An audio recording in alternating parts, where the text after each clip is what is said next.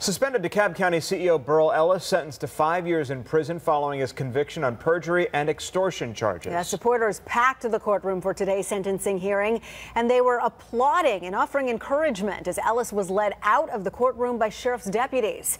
Fox 5's Deidre Dukes was there, and Deidre, Ellis asked the court for leniency. Yes, he did ask the court for leniency, and Ellis and his defense team, they also both asked for leniency because they wanted a sentence that would keep him out of prison, asking that he be sentenced to home detention instead. But the judge said no, ordering he serve 18 months of a 5-year sentence.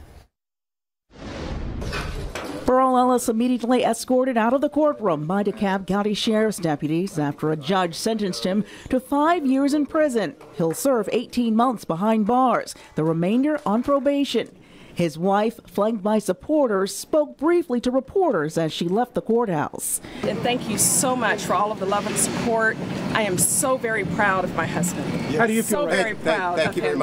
Earlier this month, a jury convicted Ellis of perjury and attempted theft by extortion for pressuring vendors for campaign contributions. I have vigorously fought to legally defend myself, as I believe anyone who is able would do, who believes in their own innocence.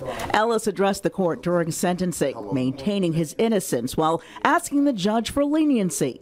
I have heretofore acknowledged that I contacted government vendors as part of my fundraising effort, which in and of itself is a common legal practice. In doing so, I never once believed that I was in any way committing a crime or that my actions would be interpreted that way, and I certainly never intended to do so.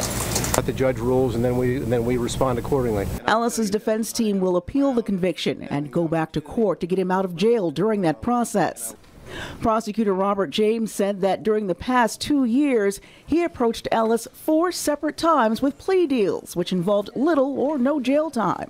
What I told the court and what I told Mr. Ellis's lawyers at the time was that it was not my desire to separate Mr. Ellis from his family, for Mr. Ellis to be incarcerated. I just want there to be some level of accountability in the county to move on from this.